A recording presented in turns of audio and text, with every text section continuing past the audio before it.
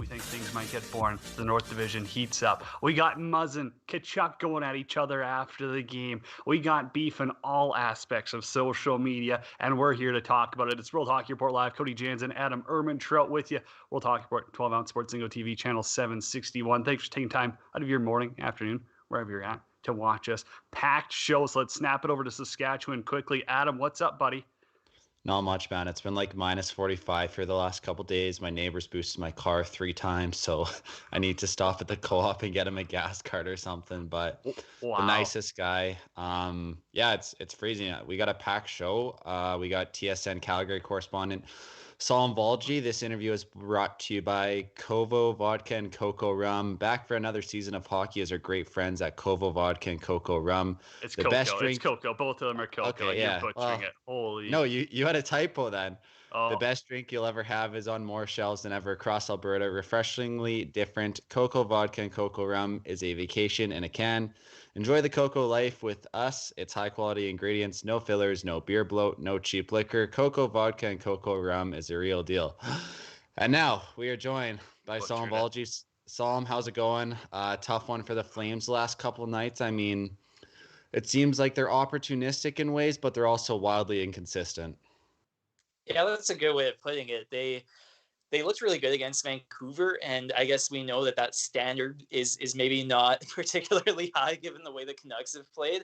But yeah, definitely against the Leafs, not really being able to generate much in terms of offense, not necessarily having the best start to the game, obviously, yesterday, coming out with 1 shot on goal.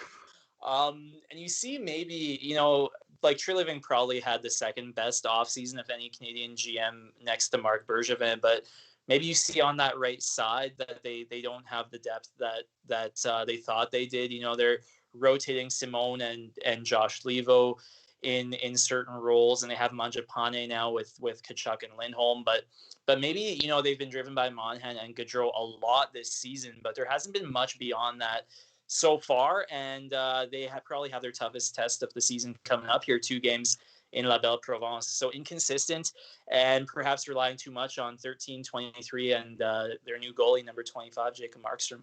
You already broke out the French on us. I love it there.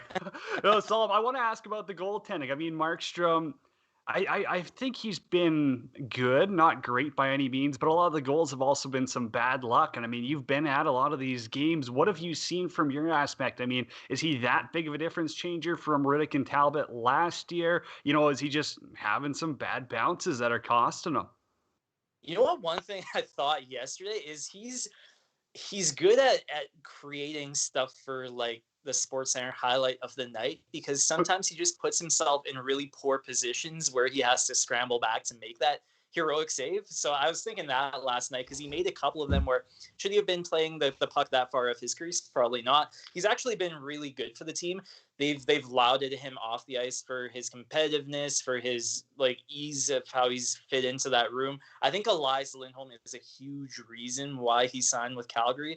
I think Elias Lindholm is probably the salesman of the year for what he did to bring Markstrom in. He's been really good. I think players have talked about it in the past. Just when you have goaltending that is consistent, you know what you're getting night in and night out. It frees up the defenseman to perhaps join the rush more. It perhaps makes you more confident when you're playing the puck. And they have that. And Markstrom has been really good. I think at least 3 of the goals he's allowed so far this season have come off his own players. And that's what you talked about, some poor puck luck and maybe not getting the bounces. Yesterday, I don't think he was out of this world yesterday. But overall, there's definitely a big difference there. Even Riddick had a pretty strong past couple of seasons, but there was that inconsistency. And Markstrom just brings that knowledge for his players that they know night in and night out. They'll probably get a top 5 goaltender in the National Hockey League. He's proved it early on, but they've been too reliant on him. They haven't been supporting him enough. And you take away 13 Gaudreau and 23 Monahan, and they really haven't generated a ton. They haven't gotten secondary scoring, and that's also been part of their issue this year as well. Yeah, so I want to ask you about that. So every year it seems like Brad Treliving, he's in on this guy and that guy. And a couple of years ago, it's Mark Stone. This year in Dubois. he's never really been able to pull the trigger. And as a Calgary correspondent, are you kind of worried that they're becoming a bit stagnant now that they got the goalie, they got Tanev to round out the defense, and now all of a sudden they can't score and they're missing a huge chunk on the right side, as you said? Well, I think that's something that's fascinating coming from out east. You look at, pretty much everyone knows who Gaudreau and Monahan are, and from afar you'd think, hey, they haven't had a run here in a long time. Gaudreau and Monahan, I think they might have won a playoff series in their first year together, but that was it. And I mean, it's a tough call, right? If you look at, Pierre-Luc Dubois being a number one center who's really young and who's a power forward as well. And yeah, Treliving is in on everyone. Like, according to a lot of people, he's probably the hardest working GM because he's just on his phone so often.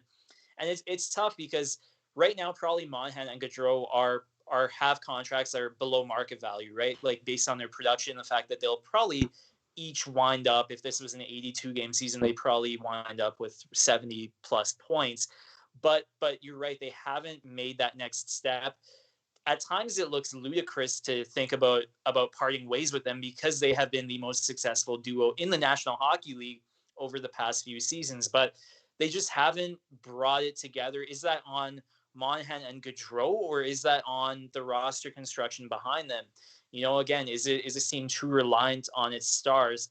And you're right. Treliving will have to make a call here. I know he was in on Anderson as well, another Columbus player that ultimately went to a different Canadian team. So it's tough. I think a lot of people assumed that one of Gaudreau or Monahan would get shipped out this past offseason when they lost to Dallas. And now, I mean, I think there's a pretty good assumption that this season, if they don't win at least one round, then there will be major surgery to the roster because it's been a long time, 16 years since they've had any sort of playoff success over here. Now, that's something that's been talked about for long enough. Hey, they need playoff success or major change is going to happen. And realistically, nothing crazy has happened. But when you look at your guys like Gaudreau and Monahan, do you think that those are the leaders to get it done in the playoffs? I mean, I know, this is your first year covering Calgary, but now you get to see them, up close and personal. Are they the true on and off the ice leaders? Is it more Giordano, Tkachuk, or are Gaudreau and Monahan the guys really steering the ship? I think it's ultimately going to be Lindholm and Tkachuk's team. I didn't realize how good Elias Lindholm was until I got here. That was kind of a cool surprise. We've talked about, I think he had 29 goals one year, so that's easy to point out. But he's such a smart player defensively. He kills penalties. His stick position seems to always be in the right place. He's someone that can drive his own line. And you look at the forward composition with them moving him to center for this season probably was the best decision they made in terms of their forward corps. It balances them out tremendously, and it gives Tkachuk a very responsible two-way center to play with. I think it's ultimately going to be Tkachuk and Lindholm's team. Especially, I think Giordano's a free agent after next season, and you kind of wonder, is that the end of the road for him? And then you look at the fact that Rasmus Anderson is coming into his own on the back end. I believe he has a point in most of the games this season. To me, long term, I don't see it as Gaudreau and Monahan that'll be steering the ship a year from now. It'll be Tkachuk and Lindholm. And Anderson as well, making up that new core. Plus, of course, Markstrom. That'll probably be the new core that you build around. And of course, you have up and comers like Dylan Dubé, who before he was injured looked primed for a top 6 role. So it's, to me, the window is closing on this Gaudreau Monahan steering of the ship, and it'll fairly soon here be fully transferred to Lindholm, Anderson, and Tkachuk. Yeah, I personally kind of feel bad for Gaudreau Monahan because I think Monahan's just misslotted. Everybody, like, he's their top line center, but I mean, he's more of a number 2 on a perfect team. With that being said, what are the games been like, Salim? I know it's kind of weird. You're in the building, but to me in the North right now, it seems like there's going to be 2 spots for Calgary, Edmonton, and Winnipeg. So how pumped are you for those late season Battle of Albertas too? They'll be awesome. I'm not as bullish on the Oilers. I maybe it's just growing up in Edmonton and being a teenager during that decade of futility. But I don't see how they'll possibly get the goaltending and their lack of depth on defense will get exposed. It'll be fun though, and again, we saw Tkachuk last night getting into it, and when you have personalities like that and antics, it just amps up the rivalry, and it'll be fun. I think in Edmonton, it's a pretty crucial point for that franchise, a lot more so than it is for the Flames. You're talking about the potential of 6 years with Draisaitl and McDavid and a couple of or 1 or 2 playoff series wins to show for it. So I think they're at a pretty big tipping point on their end. For Calgary, pretty much your odds are Jeff Ward will come back for the next season. They have a bit more stability. So I think Edmonton has a lot more to lose this season than Calgary does. But the Flames do know that they have these questions year after year about why couldn't you close the deal against Colorado or Dallas? And you get the sense that players are getting a bit tired of it. And, it's just they do sense that there's this overlooming shadow on this era of the Calgary Flames, which is, hey, you might have a decent regular season and you might have a good roster on paper, but you ultimately haven't gone very far. So you get a sense that players have answered these questions so many times and they're sort of rolling their eyes metaphorically or sometimes on Zoom calls when they have to answer these questions. So it'll be fun. I think both franchises have a decent amount at stake, and the Oilers probably more so. So, hey, it'll be such a fun end to the season, that's for sure. Salim, you're the best, man. No, I appreciate it. I'm happy to have you up in Calgary here. It's awesome to see you covering, succeeding out here out west, where the best belong. So unless Adam's got anything else, I mean, hey, you crushed the Flames coverage here for us. No, I just want to ask, what city do you think is better, Calgary or Edmonton? Because I've been to both numerous times, and I think there's a significantly better other one once they get a new rink. Well, I visited here a lot when I was a kid, and I mean, I've always kind of thought that Calgary had more energy, more spark. I think it's been a long time since I would go out to restaurants and stuff with my buddies in Edmonton, but it's just there wasn't really much. Yeah, exactly. And then you have the mountains. Yeah, Knoxville's God, and and the rack was on White Ave, and I guess that's a few years ago now. But I mean, in Calgary, it's kind of funny going to a city and you look outside and there's some pretty cool spots that you're like, hey, I'd love to grab a meal there, but everything's shut down, and probably for good reason. But yeah, I think Calgary just has a bit more of that energy. There's a bit more going on here, and then you have probably the best scenery in North America just an hour and a half away, and it's not a bad situation to be in. So yeah, I think once they get more concerts with that new rink, it'll be a place to go. Salim, thank you so much. We'll have to do this again down the road. Yeah, absolutely. Take care, guys. Salim Valji, right there for Coco Vodka, Coco Rum, coming to you live on 12 Ounce Sports, Zingo TV, channel 761. Coco Vodka, Coco Rum, the real deal. I brought up the Tkachuk Muzzin thing. We didn't really dive into it too much with Salim there. I like some of his answers. So we really brought up, hey, you know what? Lindholm and Tkachuk seem to be the ones rowing the boat here in that direction. I think that's been a noticeable transition over the past couple of years. But we also got to bring up Tkachuk's antics last night. I know you were the one that said, oh, it's kind of, a classless move of Muzzin. I think it's all gamesmanship when you got to play a team 10 times. I get it. It's not ideal. It's not, something to really rub it in someone's face after you beat them back to back. But again, does Tkachuk have to do that? No. But also, Tkachuk's teammates didn't do squat. They just stood there and watched. They were over it. They were just like, this guy's going to freak out. It's going to embarrass us. I'm not getting my face caved in for him this time. That's where I see the Flames kind of go, okay, maybe he's got to choose his times here better.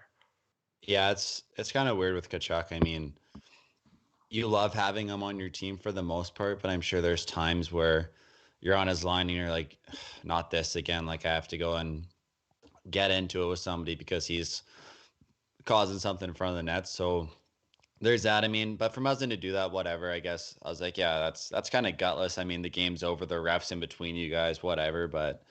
And people are going crazy that Tkachuk landed on Campbell.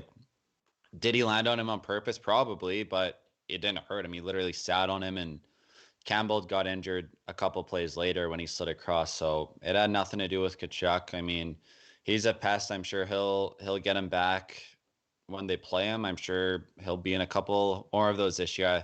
But it's great though. I mean, everybody's like, oh, the Oilers fans are crying, the Canucks fans are crying about Tkachuk, causing something, and now Leafs fans in the out east get to see it too.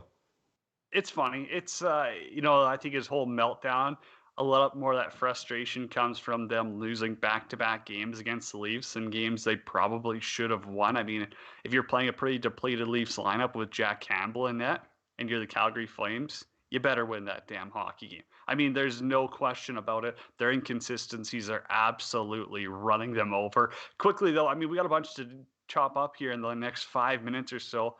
Big show, of course, as Adam just cut me off when I was intro. I'll get to, but we got Barstool Chief coming up here, and then Kyle Brodziak, former NHLer, coming up in about 20, 25 minutes time. Barstool Chief coming up in about 5 minutes time. PLD, that trade with Laine Roslovic. Give me a quick breakdown on it. Who wins in your opinion? I don't know. I think it helps both teams. As you see, and as we've said before, it costs more to get a center than a winger, and sure enough, that's Dubois, and I think he'll be great in Winnipeg. He seems like that type of power forward to mix with Scheifele and Wheeler, so I think it's a good move for Winnipeg. I don't love them, giving up Roslovic also, just because I think that, like, sure, he was never going to play for them again, but they could have shored up their back end a little bit more, and that seems to be Winnipeg's big issue, but it helps out both teams. Everybody's going crazy about Laine and Columbus, and I'm sure that Kekalainen's given Tortorella the look. This is kind of your last shot. Like, if this guy wants to leave here, then we're pretty screwed. But Kekalainen, like he said, he tried trading up to number 2 in the draft. He wanted Laine. They're from the same country. Europeans stick together, it seems like, so it should help both teams. And I mean, I think Laine should be a fan favorite in Columbus too. Do you think either of them re-signs in that same team? Yeah, I could see both of it, just because Dubois seems to be slotted in a nice spot in Winnipeg. He seems like a competitive kid who wants to win, and Winnipeg should be able to do that. And for Laine, it kind of depends, I'm sure, on what he feels of Tortorella, but it also seemed like in Winnipeg he didn't like the pressure of the hockey market per se. And you go to Columbus, which seems like an awesome town from what everybody says, college town, good for a young kid, plays Fortnite, whatever. So Laine can go there. Okay, we got to get your take. Was there anything else like big in the NHL? There was a couple of those hits actually last night in the Vegas game. We'll talk about that. The hit on Pacioretty, that was one of those almost super dangerous plays. Did you catch that one? Yeah, like the behind the net one. I don't think it was extreme as Gallagher and Nurse, just because they're both kind of standing still and he kind of got pushed. Like, still greasy. I mean, he didn't really get hurt. The Stone one was worse because he just like cuts back on the guy. Like, probably not a suspension, but a $5,000 fine. But then we get into the debate, like, what's fining a guy $5,000 who makes $9.5 million a year gonna do? Like, that's fair. But I think that the NHL, obviously their fine system's broken. It's corrupt. It doesn't really affect anyone when they're getting fined $4,000. But if you actually make that an impactful fine, I think that's when guys start to think twice about maybe throwing a hit like that. And I get it. You can be like, oh, keep your head up. Do this, do that. That's easy to say in hindsight. It's 2020. A lot of hockey Twitter beef, though, and I'd be remiss if we didn't get this, because we're talking Barstool Chief after NWHL fighting with Erika Nardini. Not even Barstool Sports. I think Barstool Sports almost got dragged into it because of Erika's exposure to the NWHL. Adam, I don't know if you've really checked it out or not. I've watched a couple of games. It's a good product. It's a good broadcast and everything. But I shake my head when I see them picking fights. I don't know. I'll give you the floor here to give your thoughts. Yeah. Obviously, this league has been trying to get going for a little while now and growing and stuff like that. And obviously, there's no fans. And I think they have the NHL backing them. But for the NWHL not to go with Barstool, I mean, say what you want about the company, but that place pretty much prints money, right? Like, they're just bought for, I think, $400 million or something like that. Shout out Penn stock. Yeah, I just don't know why the NWHL is trying to pick a fight with somebody so much bigger and stronger than them. And sure enough, if Barstool starts this women's league that they're talking about, like, it's hard to say, but wouldn't the NWHL just be done? Like they can't compete with that. No chance at all. And here's the thing. I mean, I'll keep this quick because I know we got to wrap it up here. But if you want to say, oh, the reason they shouldn't associate Barstool in their history, are you kidding me? Take a look at every other major media outlet. Look at their scandals. Look at things that are going on. There's a lot worse things than just some racist comments, some terrible, tasteful jokes. I mean, we're talking... Yeah, it's not even funny. We're going to dive into it with Barstool Chief, though. Huge thanks, Salim Valji, for hopping on. We'll jump into our Quack Stats Hot Bench later on after Kyle Brodziak. That's coming up in about 20 minutes' time. But until then, we're going to take a quick break, come back, Barstool Chief. It's Cody Jans and Adam Ermitrell with you. 12-ounce sports, Zingo TV, channel 761.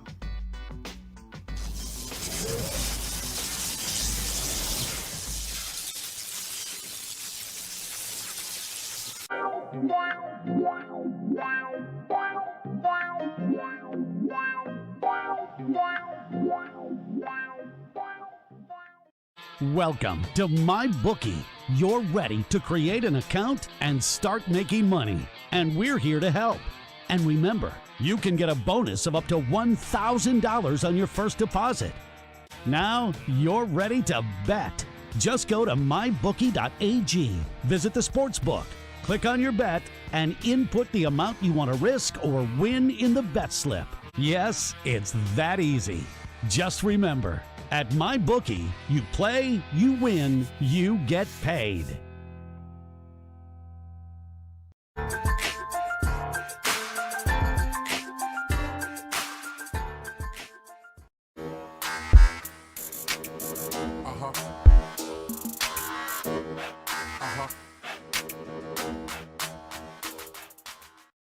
At Amazon, we're pretty good at getting things done. We're pretty good at solving problems. COVID-19 is the biggest challenge we've had to face. But challenges are what motivate us. Like flying masks to our employees around the world. We're doing everything we can to get you what you need, and doing everything we can to keep our people safe. I'm former Navy pilot Sarah Rhodes, and I'm proud to lead our Amazon Air network.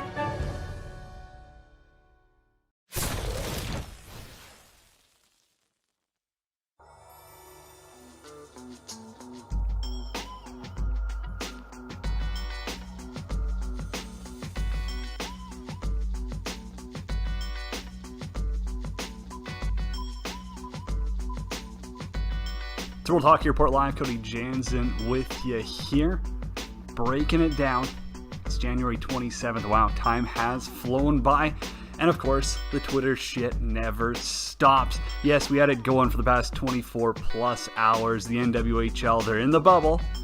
They were gaining some momentum, and then all hell breaks loose. That's why we had to bring on our friend Barstool Chief, Redline Radio co-host and blogger over at Barstool Sports, to help us break this one down. I'm just going to backtrack and I'm going to quickly summarize this, Chief, and then you're going to tell me your side here. You know, Erika, she's always been a huge supporter of the NWHL. Then all of a sudden, the fan gatekeepers, social justice warriors, as I love to call them, they kind of said, like, nope, you're not allowed.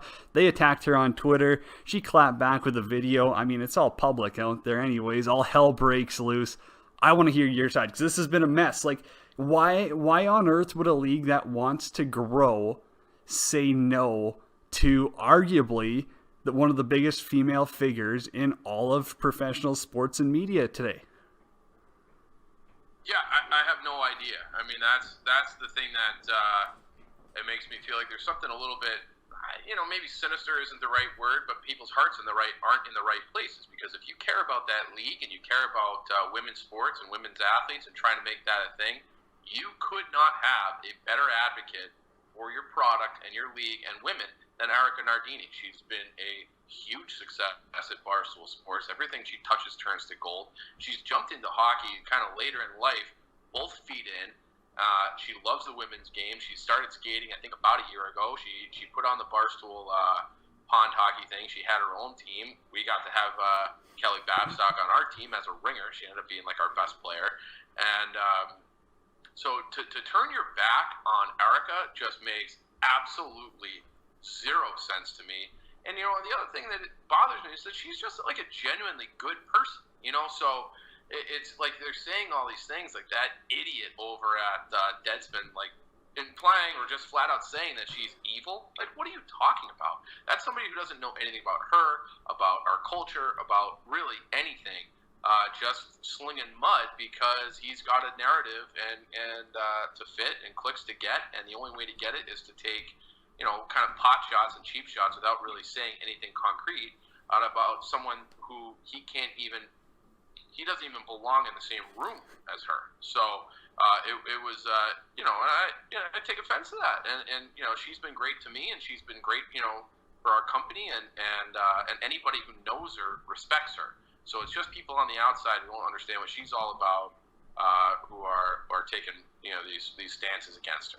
Well, that's really the vibe that I've got from anyone I've talked to at Barstool as well, about her. And, when she came, I think it was 5 years ago now, she's really helped change this company into, you might have put it in your blog, that's where I'm stealing it from, is a $15 million company into a $450 million company, where, she's been a huge reason of that. And in, women's professional sports, obviously money comes down to the key issue, and that's where they've been struggling, and that's where they're still struggling to make ends meet. When you see NWHL teams without dressing rooms, well, don't you think a couple of big sponsorships would help with that? But you went into the blog too, and you really broke it down from all of her experience. Like, do you think these fans are just like, it's not even that Erika was, stirring up any controversy. It's just they're like, oh, Barstool instantly. They're just shutting it down. Like, no one sees the Patriots and goes, oh, Aaron Hernandez is not going to be a fan. Like, it's the most ignorant thing for them to be like, nope, she's associated. We don't want her. Like, talk to her as a person, have that conversation, at least in my opinion. They don't want to have a conversation with her. They are intellectually incapable of being at that table, and that's what I was trying to say. So, like, the game plan, like, I got blocked by one of the women. I'd never even heard of her. I blocked by the guy who wrote the Deadspin article 7 years ago. I'd never heard of him. So they don't want to engage in a debate, and I don't actually disagree with that strategy from their point of view, because if they got into like an actual sit-down debate with Erika Nardini, she would wipe the floor with them. So this whole thing where you criticize and throw rocks and then duck and cover and block and run away and just keep your own people in your own little echo chamber, much better bet for you than trying to tangle with Erika Nardini, because she would destroy them. So from that point of view, I understand it. But if you want to actually, educate yourself and get to know her and get to know us, then, I would want to talk to her. And that seems to be something that they're not interested in engaging with, because the results of the conversation wouldn't fit their narrative. So it's disheartening to see, but it's not. But I understand their motivation for wanting to not engage her, because it would not go well for them. Okay, you buried them in the blog too, which I love to see when, they go at her on social media, and then she claps back with one thing, and all of a sudden she's the villain here. And for someone like yourself who, you've made your living on social media, blogging, doing that whole new age media, what on earth are they thinking when they're being like, oh, she took this to a public platform? That's where it throws me off too, where, you've been on Twitter long enough. Hey, if you're going to throw stones in a glass house, it's not going to go well for you. These people were saying that she was doxing them. You said it on Twitter. And it's like, well, she opened them up to harassment. You're harassing her. You're calling her names. You're saying these terrible things about her and trying to, cast doubt about her character, which is something that none of them have any experience with whatsoever. They're openly harassing her, and then she doesn't say anything about them as individuals. She just defends herself against these accusations, and they're like, wow, you mentioned what we said about you publicly. Not allowed. It's like, what are you talking about? What planet are you on? It drives me insane. And it's like this level of hypocrisy where it's like they're allowed to say horrible things to her, about the company that she has been instrumental in taking to this next level and growing and making it more inclusive and doing all these different things. And like, she's been an unbelievable rock star at this company and in this industry. And for them to just be like they're gonna talk shit. Are we allowed to swear on this? Oh yeah, you say whatever the fuck you want. I've been censoring myself, but they're allowed to talk shit about her and then all she does is be like, here's what these people said to me on Twitter, and then she has to apologize for that? Are you insane? Like, that type of, like, that's the type of thing that's just, it's intellectually dishonest. So you can't just be like, you know, do as I say, not as I do. Like, what's going on here? And she's not inviting anything. She's just talking about the criticism that she's received, which she is allowed to do. Don't bring that fight to her doorstep if it's unfounded, which it is. Because if it was founded, you know, they would be able to have this real debate. But they can't, and they know they can't, which is why they do the blocking thing. So it really, like, it drives me crazy on so many levels. And you know, I think we're used to having Barstool be in this kind of mix, like Portnoy's in the mix, and, you know, I've been in the mix over the years, and certainly we've had our, you know, our dust-ups, we'll say, with these other media sources. Erika, I mean, this is just completely undeserved, because she has been an unbelievable advocate. You know what it would cost to have a league have someone like Erika promote it at the level at which she does? It'd be like millions of dollars. And she's just doing it because she has friends in the league. She believes in the league. She wants the league to be successful. She wants a home for women hockey and young girls who can grow up and play hockey. She wants it to be a destination and a strength and a sport to grow. That's all she cares about. She's just doing it because she likes it, and she likes the people involved in the league. And these people don't want her influence because it overshadows their own voice. So it's like that old analogy: would you rather have, you know, 100% of a small pie or 5% of a giant pie? And they're choosing to, like, go hungry, so they can just throw stones at Erika for no reason. And it's really sad to see it. Someone like I went to a prep school in Massachusetts where, you know, Casey Bellamy, who's played for USA Hockey, was there at the same time as me. So I've been kind of a fan of the women's game for a long time. And it is just slightly different than the men's, and it's good hockey. It's fun to watch, and I'd like to see it to grow and get more exposure, and I'd be happy to be a part of that, you know, with Barstool. And it's just like they don't want that. So I hate seeing it on many levels.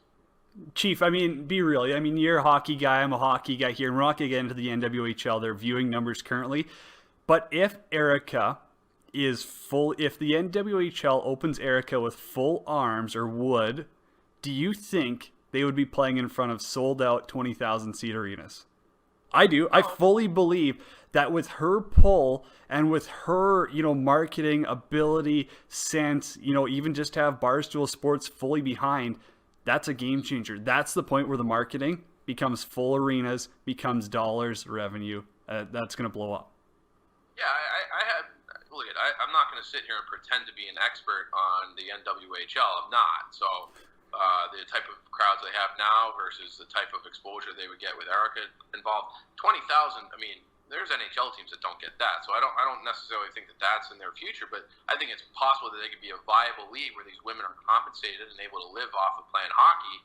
And the structure of the league might be different. I don't know if they do it kind of like the professional lacrosse where it's a tour sort of thing. Like, I don't know. I think if they just invited her in and used her as an asset, not even just for exposure, but she's just so smart. Like, if they opened up their books, I don't know what type of relationship she's had with them to date, but she wants to own a team. She must think it's a viable product, and if Erika thinks it's viable, then guess what? It probably is. So I don't know, like, the future of the league. I don't really know the current state of the league. I love that Riveters logo. I think they've got some good things going on, and, you know, exposure and personalities and different storylines that, you know, she works for the WWE. She could promote these storylines. She could help them tell those narratives and those stories in a way that they, you know, that not everybody knows how to do. I don't know how to do it, but Erika is much smarter than me. So, you know, like, having her do it is, you know, it's an unbelievable asset. And it's just like, I just don't understand, if you really care about those female athletes and women's hockey and hockey in general, having Erika in your corner, it would be incredible. And also just Spittin' Chicklets. Like, Spittin' Chicklets is Barstool Sports. It's the biggest hockey podcast in the world by far, and nobody else is close. Why would you try to slam a door in that face too? So you have these two giant forces that are connected to Barstool that could really, really help grow the game. And and instead they'd rather just slander her character, which I don't get mad online very often. I was mad online at Mark Lazarus, and then this morning Sam Fell's even worse, which is it's to be expected from those two. But it's still it bothered me. Hey, no, I mean, hey, that's sometimes you do got to bury someone in a blog, and I like that. Man, Chief, I appreciate you coming on. I got one more quick question for you, though. Are you and Stan good now? I mean, hey, that interview over summer was great, but you see your Hawks, Lankinen's looked okay, but other than that, oh, man, they got to get healthy, and they got to get right. Well, it doesn't sound like they're getting healthy this year. So, I mean, I agree. I think if they had a fully healthy Taves and a fully healthy Doc, they might be sort of okay. I don't hate the defense group as a whole. As far as Stan and I mean, yeah, I don't think I didn't get a Christmas card. And I don't like hate him as a person. I don't really know him. I just think he's not very good at his job, and I'd like to see the team do well. So, and I just feel like he doesn't always, I'm a big believer in telling the truth, and I feel like he doesn't always, I don't know. I'd rather you just say nothing than lie. And I think there are sometimes where his instincts are to, not exactly tell the full truth or the full story about some of the decisions and lack of accountability. If he would just been like, yeah, man, like I messed a few things up and I'm going to learn from that, I would have been like, oh, okay, well, I make mistakes every single day. But he still thinks like the Panarin trade was a good trade. And he still, some of these other moves were still good moves that he would do them again. He said it to us. So it's tough for me to just be like, oh, he's learned and he's going to get better. Like, there's no evidence for that. So that's where I am with him. Wish him the best. I hope I'm wrong about everything, and I hope he's right about everything, because that means the team's doing well, and I want the team to do well. So I don't see any sort of, path forward with him in charge, because he keeps running this thing into an iceberg. Chief, you're the best, buddy. Appreciate it. Love Redline. Love seeing you blog. Love the passion and stuff. Keep it up. Hey, you know what? I think everyone in their right mind knows the NWHL is better with Erika. So we appreciate you jumping on to talk about it today. Of course, guys. Thanks for having me. There you go. Barstool Chief. Coming to you live, World Hockey Report. 12-ounce Sports Zingo TV channel 761.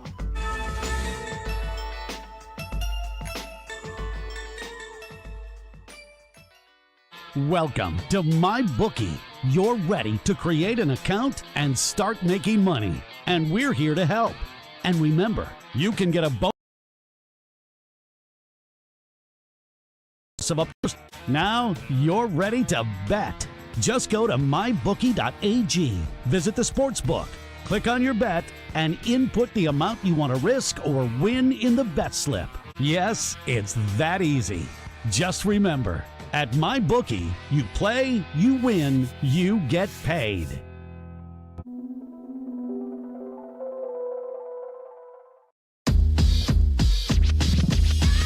Hey guys, Glenn Metropolitan here, Rivero Hockey, NHL alumni, 22 years professional hockey. I'm here to talk about the Merc 350, the lightest stick on the market. I've been using it for a couple months now. So impressed by the balance, the weight of it.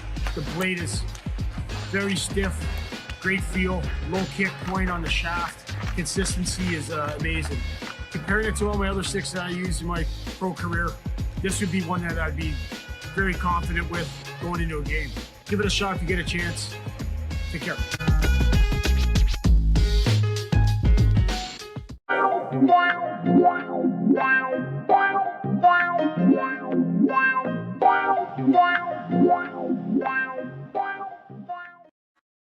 At Amazon, we're pretty good at getting things done.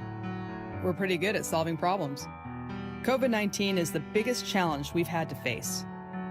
But challenges are what motivate us. Like flying masks to our employees around the world. We're doing everything we can to get you what you need, and doing everything we can to keep our people safe. I'm former Navy pilot Sarah Rhodes, and I'm proud to lead our Amazon Air network.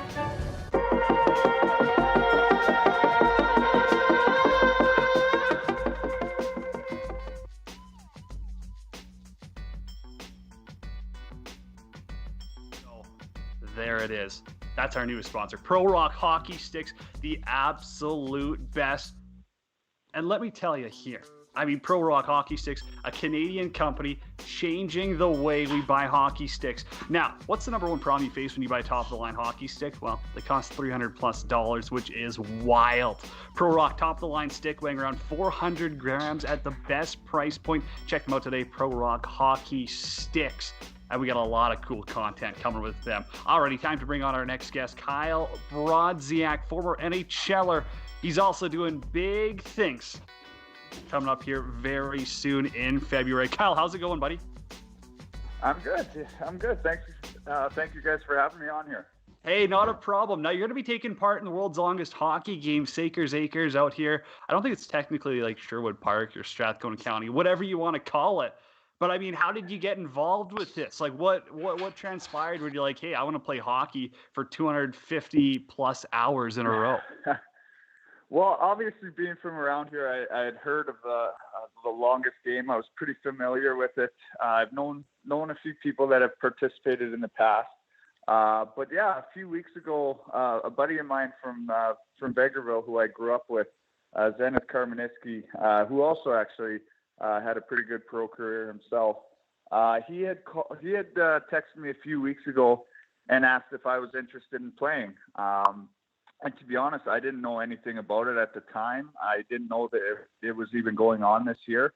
But he had been trying to participate in past years, but was just wasn't successful. But yeah, this year I think there was, the group that has done it had a few guys drop out, and there was a few open spots. So yeah, thankfully he asked me to be a part of it, and I couldn't be more excited. So are you guys getting like a schedule of, okay, you're going to be playing for this long, like here's all the hand warmers and hot chocolate you get, like this is where you're sleeping and stuff like that? So yeah, I mean, I think the schedule, as far as I know, the schedule goes, so we'll be on the ice for 4 hours, then off for 4, on for 4, off for 4, and then I believe we have an 8-hour shift where we're on for 8 hours and then off for 8 hours, and then kind of repeat that cycle. As far as sleeping out there, I know most guys will be having, they want most guys to have their own trailers out there. So I brought a fifth wheel out there, sitting out there right now. So those will be my sleeping quarters for the next few weeks.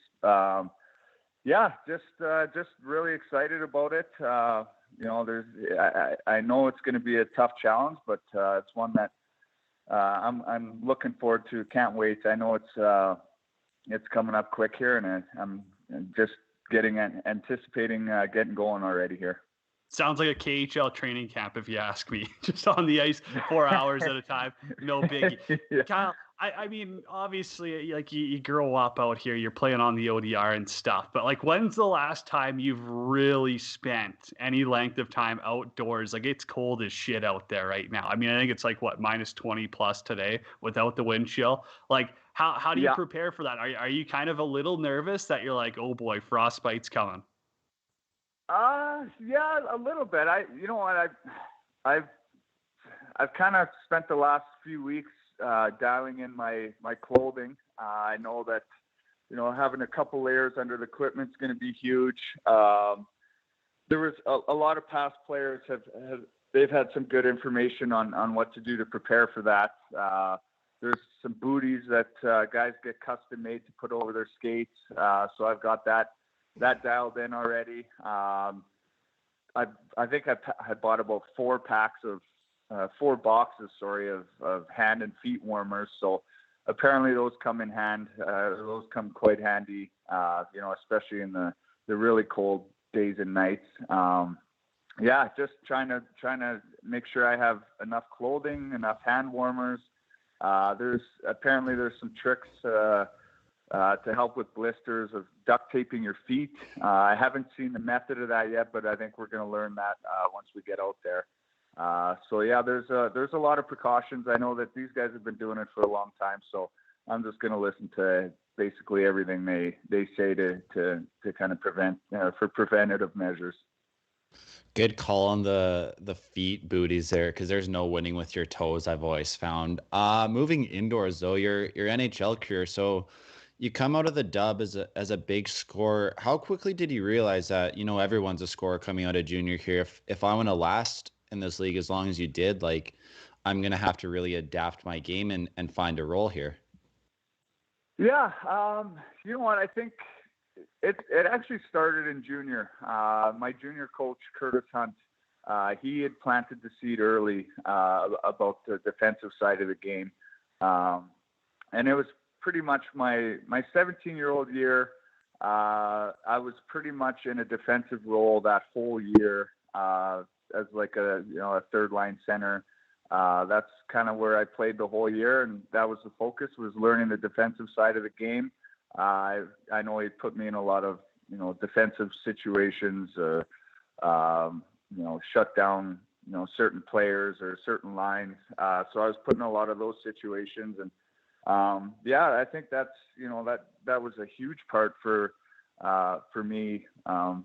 Like you say, you turn pro.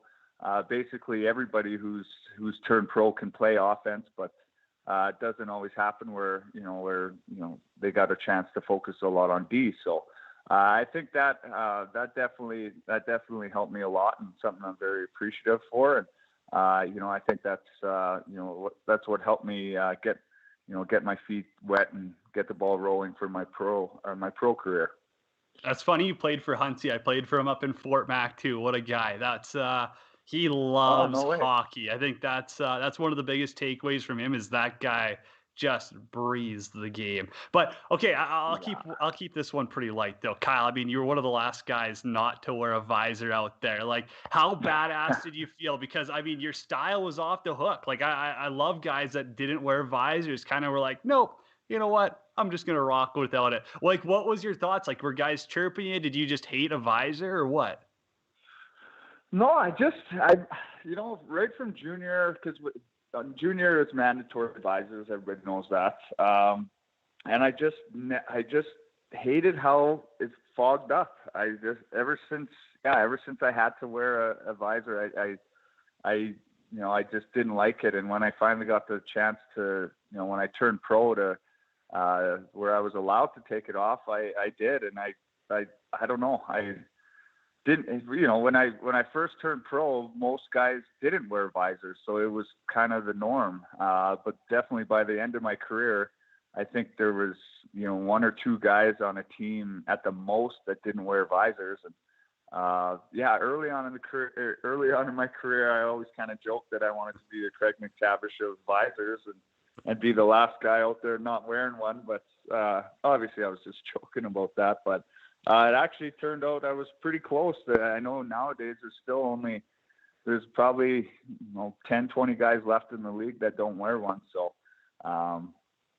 pretty soon it's going to be to the point where there's no one left. So I'm not sure who's going to be the last one, but I'd be interested to see that. All right, pretty standard question for me here. First game, first goal, kind of welcome to the NHL moment. What's it all like?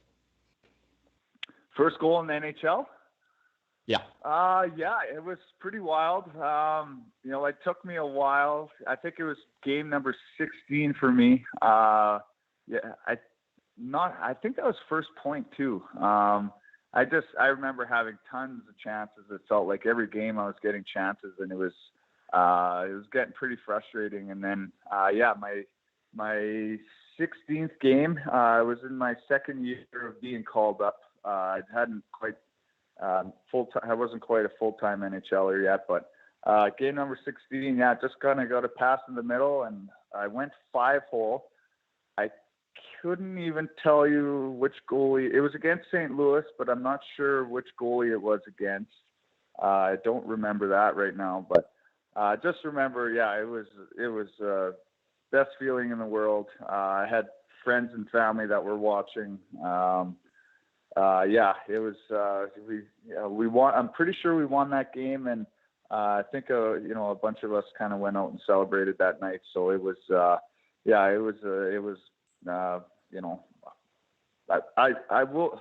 can't say a moment I'll never forget. Like I'll never forget scoring.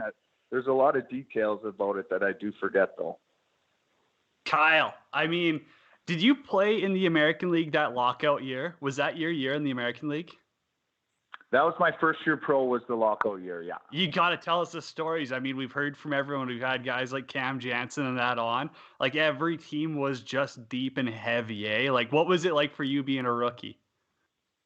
Yeah, it was a bit intimidating, to be honest. First, my first year pro, the NHL season is canceled. So pretty much on the Edmonton Roadrunners, the team I was playing on, we had Rafi Torres and Jared Stoll, who had come down to play with us.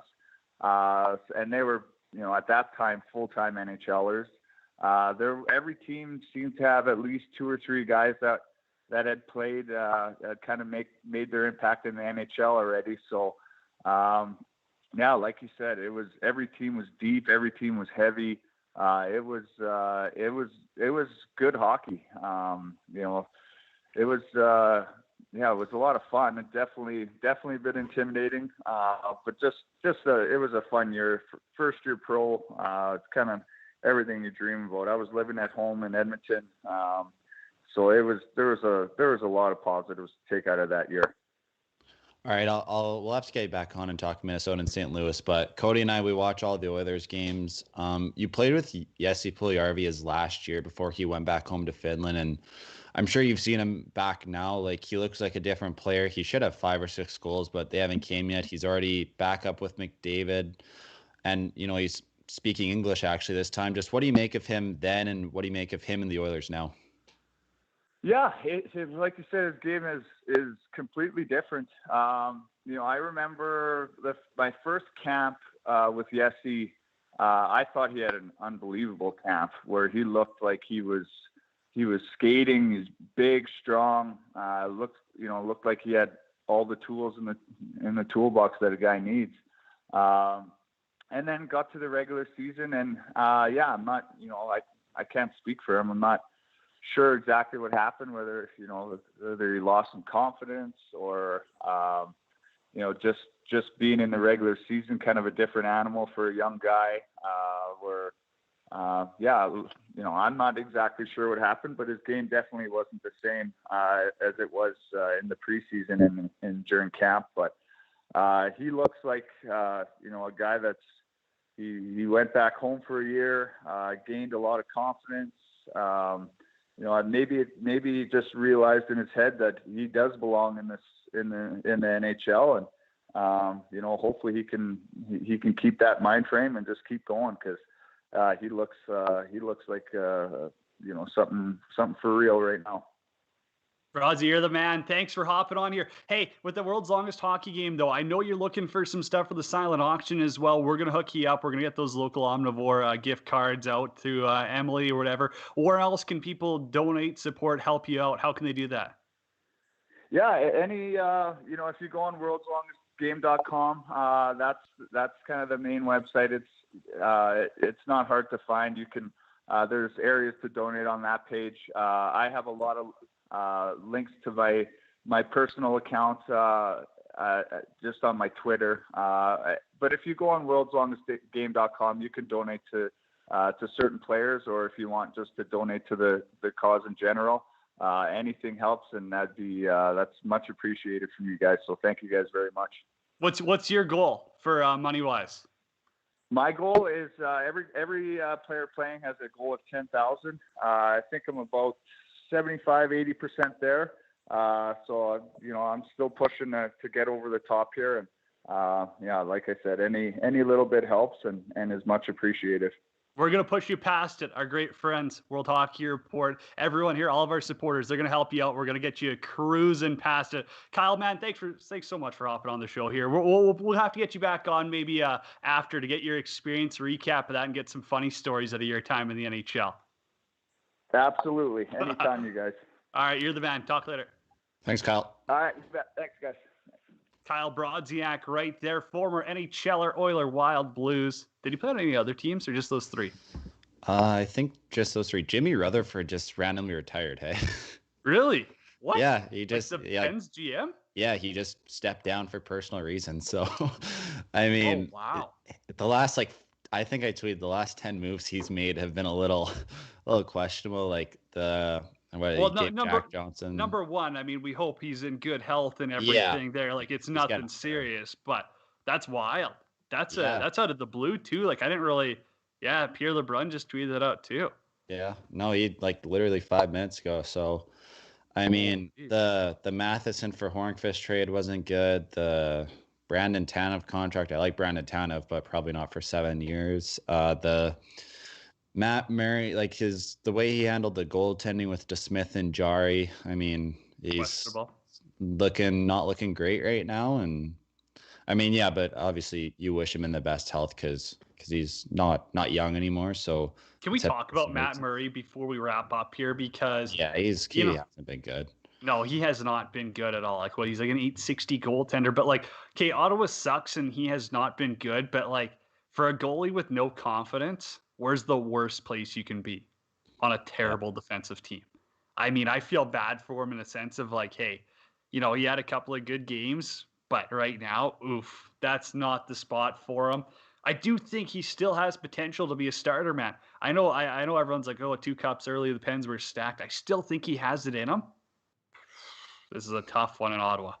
And I mean, like, what if you can't figure it out? That's $30 million from the cheapest owner in the league.